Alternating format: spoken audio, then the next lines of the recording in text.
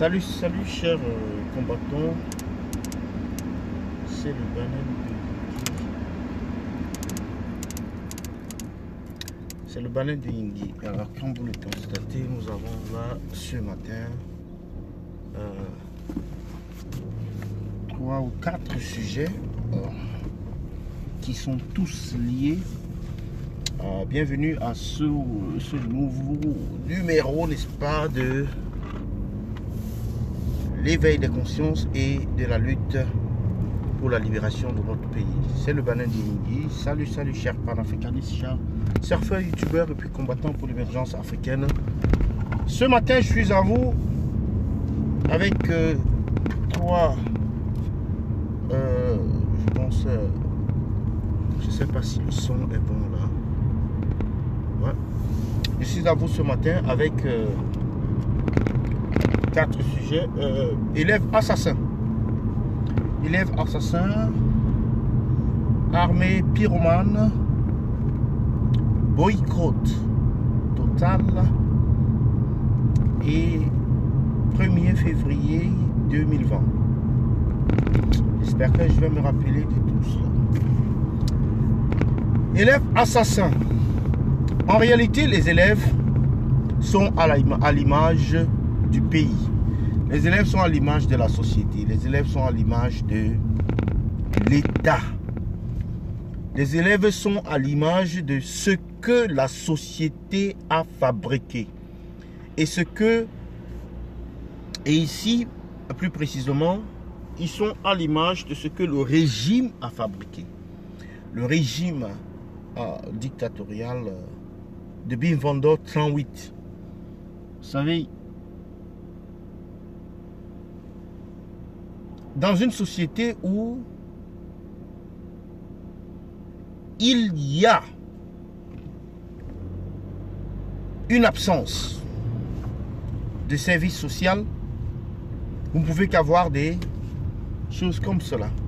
Dans une société où, évidemment, l'enseignant est dévalorisé, on ne peut qu'arriver à ce genre de situation ou de scandale. Dans une société où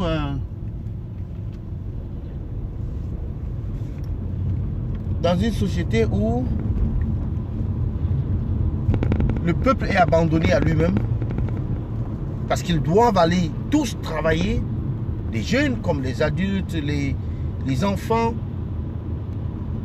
tous doivent aller travailler pour gagner du pain. Le père doit travailler, la mère doit travailler à des heures qu'on ne peut même plus imaginer, c'est-à-dire souvent de 6h à 20h, les parents sont complètement absents. Pourquoi? Parce qu'il n'y a pas de la sécurité sociale, parce qu'il n'y a pas une politique, n'est-ce pas, sociale dans un pays. Ça n'existe pas au Cameroun. Et donc, on se retrouve avec le genre de dérives comme celles qui vont là. Et quand vous regardez même la solution, face à la violence, on vous dit qu'on va mettre des caméras. Est-ce que les caméras empêchent un enfant de se promener avec un couteau? Face à la violence, on vous dit qu'on va surveiller, on va fouiller systématiquement tous les enfants, mais il faudrait que ces enfants-là viennent au moins des heures à l'avance à l'école pour qu'on puisse tous les fouiller. Et dans un établissement, les enfants peuvent, s'ils ont besoin d'armes, ils peuvent planter des armes dans des positions. Les prisonniers, si vous regardez souvent des émissions, n'est-ce pas, des prisonniers aux États-Unis, un peu partout, les armes se cachent dans des coins stratégiques à l'intérieur de la prison. Les armes ne se cachent pas forcément dans la cellule. Les armes ne se cachent pas forcément dans un endroit. On ne les porte pas avec soi, on les porte avec soi lorsqu'on veut passer à l'acte. Donc, le fait de dire qu'on va fouiller les enfants, oui, c'est une bonne chose, mais ça ne résout pas le problème, ça ne peut pas résoudre le problème. Même à 80%. Les élèves peuvent venir planter les armes après l'école est ouverte, elle est accessible. Et d'ailleurs même, elle n'a pas besoin d'être ouverte. On saute, on traverse les barrières et puis on est à l'intérieur. Donc, dire que la vidéosurveillance va être la solution, c'est amusant.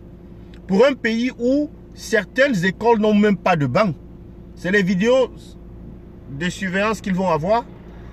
Et les vidéos de surveillance fonctionnent avec l'électricité, vous avez oublié.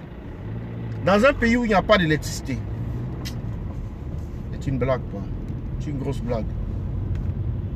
Une grosse blague.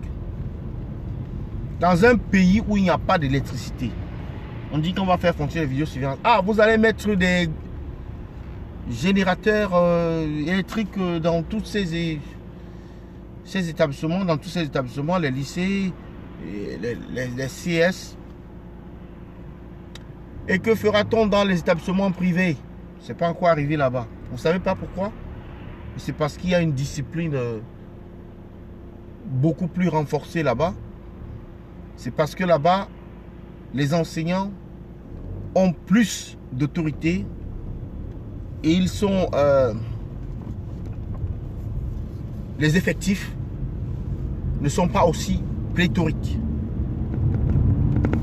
Donc, chers sardines, rentrez au labo, réfléchir encore sur vos échecs sur le plan de l'éducation, avec des écoles, des classes, des salles de classe qui ont entre 150 et 200 élèves. Et vous pensez qu'un enseignant peut contrôler une telle situation? Ce n'est pas possible. Accuser les parents, c'est malhonnête. Les parents peuvent avoir une responsabilité, certes, mais la plus grosse responsabilité revient aux autorités, ça revient à l'État qui n'a pas, n'est-ce pas, créé un cadre propice, parce que vous ne pouvez pas être dans un établissement où il y a plus de 2000 élèves, où il y a plus de 3000 élèves. Ce n'est pas possible. Les enseignants sont mal payés, les enseignants passent le temps à racketter les élèves,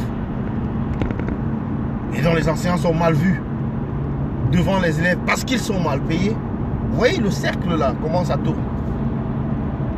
Le proviseur, lui, il rackette tout le monde, il rackette même les enseignants, il rackette même les élèves, il institue, n'est-ce pas, des quêtes illégales, illégitimes et hors la loi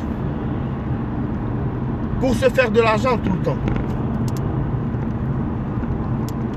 Donc, le problème, on dit c'est générationnel, certains ont dit, d'autres disent que ça se passe un peu partout, certains sardinats, ils le disent toujours, oui, il y a les inondations partout, oui, il y a les incendies partout. Ce n'est pas qu'au Cameroun qu'il y a les incendies. Allez voir la dernière fois qu'il y a eu l'incendie d'un immeuble appartenant à l'État en France ou aux États-Unis. Allez voir la dernière fois qu'il y a eu un incendie, n'est-ce pas, d'une maison en France. Oui, ça existe, mais ce sont des cas rares. Pour les maisons, on peut comparer, puisque c'est généralement la faute elle est humaine, quoi. Mais pour des business, pour des marchés, pour des établissements qui appartiennent à l'État, c'est-à-dire des bureaux officiels, c'est pas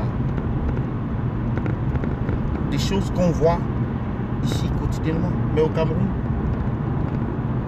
c'est au quotidien qu'on vit ces choses-là. Donc, la jeunesse camerounaise, elle est dépravée, elle est abandonnée, elle est appauvrie, elle est laissée pour compte, elle est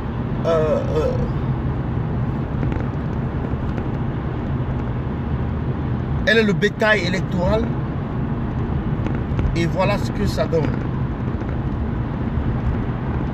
Pour résoudre le problème, il faut redonner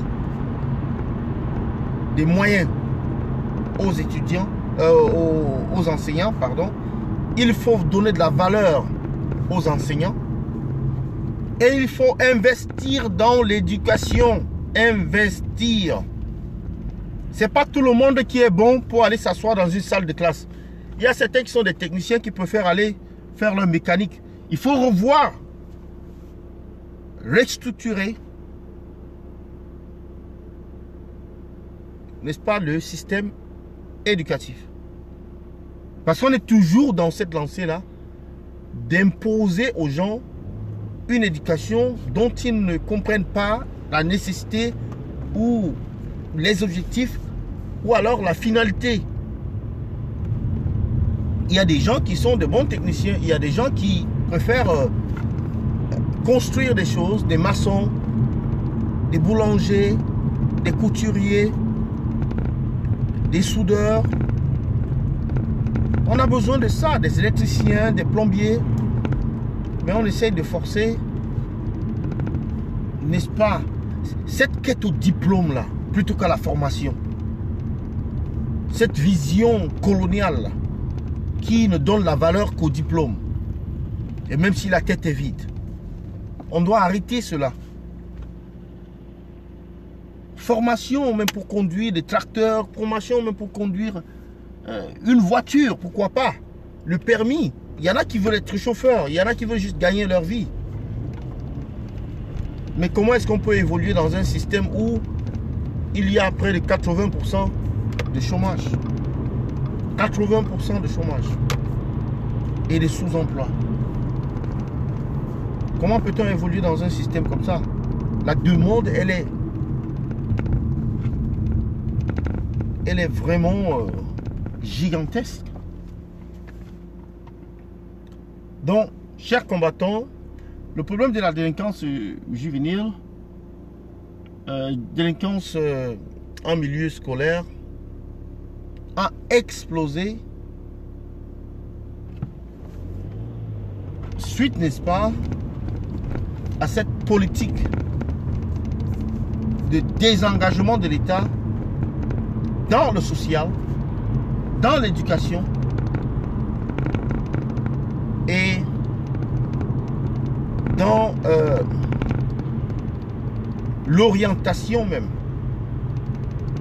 de la jeunesse. Et également le mépris que le gouvernement, le régime de Bivando 38 a vis-à-vis des enseignants. Donc si ces problèmes-là ne sont pas résolus, on va continuer à vivre ce genre d'incident. Oui, aux États-Unis, les élèves abattent leurs professeurs et tout ça. C'est possible, ça arrive. Ce sont des choses qui arrivent, mais c'est pas parce que le voisin s'est suicidé que moi également je vais me suicider. C'est pas parce que le voisin qui a des problèmes de dette s'est suicidé que moi je vais également prendre la corde et me l'attacher au cou. Donc il faut savoir faire la part des choses. Comparer ce qui est comparable et ne pas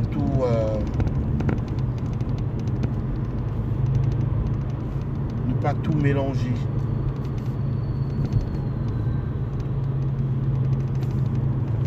Alors boycott ou alors non, passons à l'armée pyromane de Bivando 37 qui passe le temps à brûler des maisons au Nozo.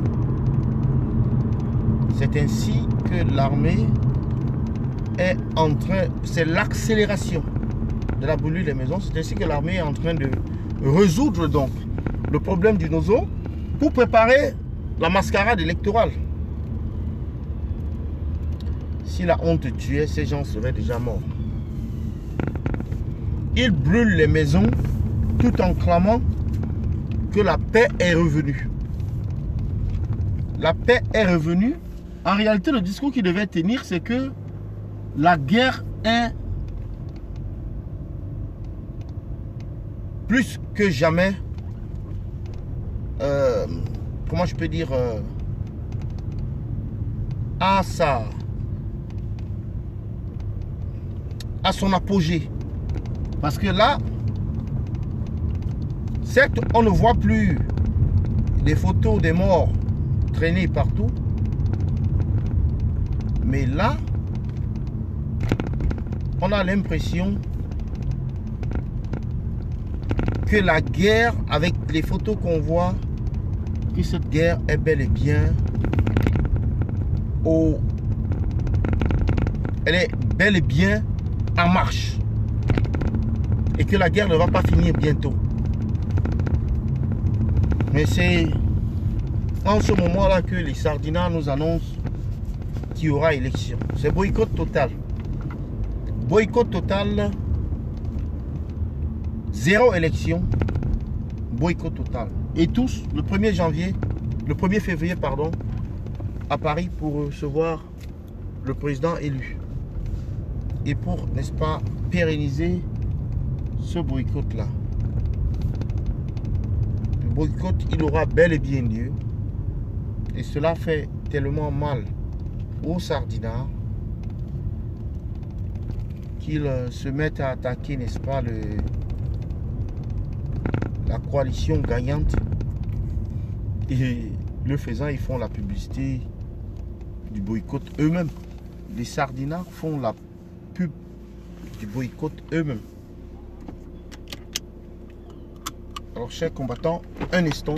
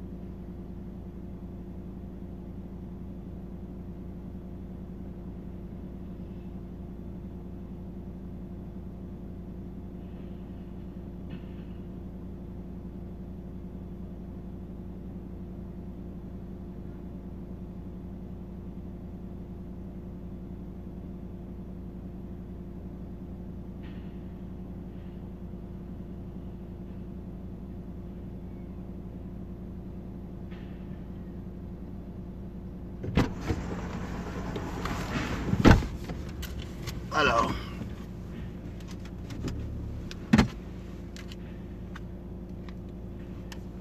excusez-moi.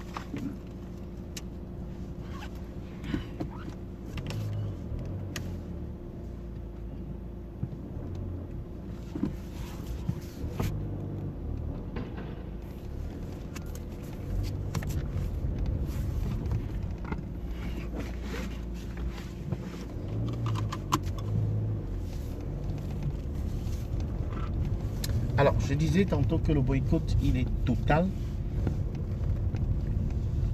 Ça ne sert à rien d'aller voter. Parce que dans tous les cas, telles que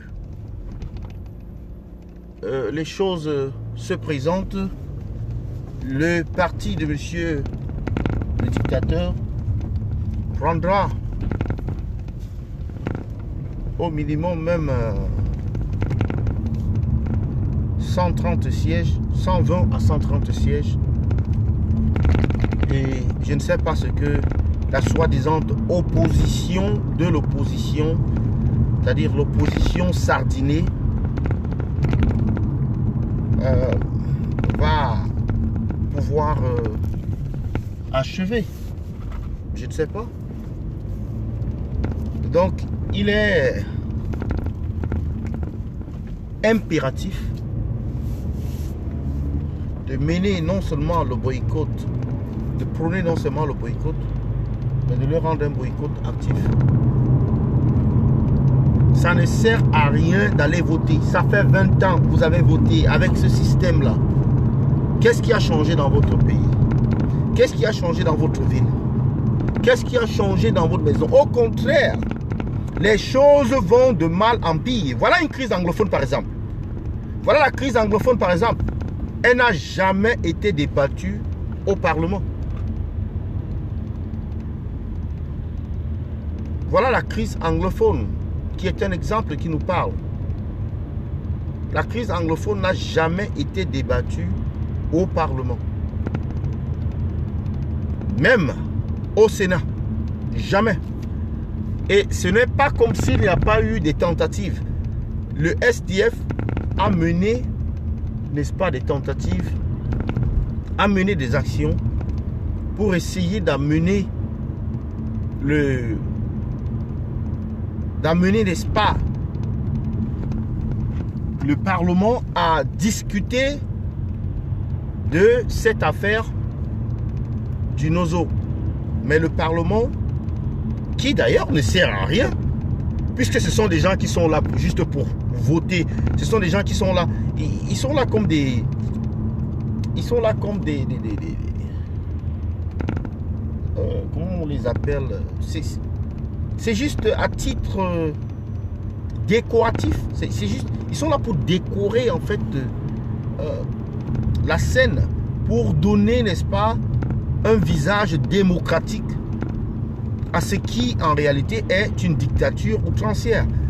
On ne peut pas avoir des députés qui n'ont jamais changé une virgule dans une loi quelconque au pays, où les lois sont dictées par la dictature, par c'est-à-dire par la présidence. Toutes les lois sont dictées par la présidence. Et le jour où la présidence n'a pas de loi, bon, mais les députés, ils passent le temps à se pavaner à Yaoundé. Et c'est tout. Et à la fin, après leurs 5 ans ou leurs 7 ans, je ne sais pas trop combien de temps on leur donne,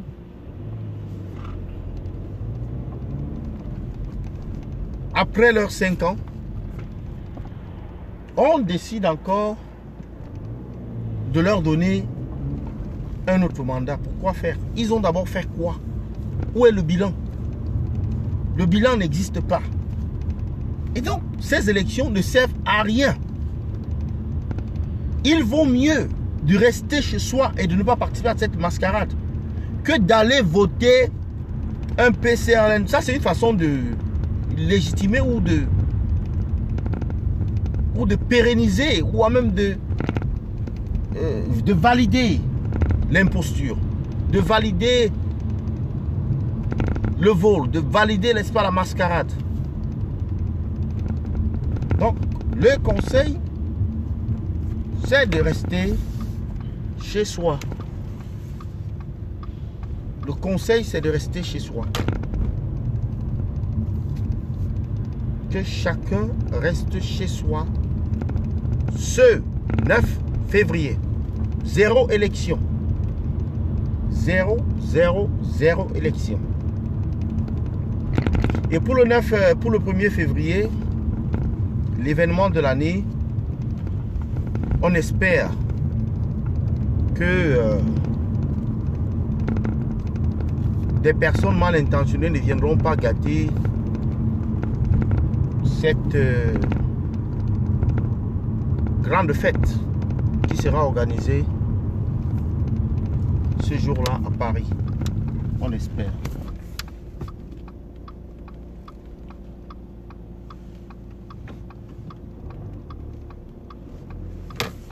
Que des personnes mal intentionnées ne viendront pas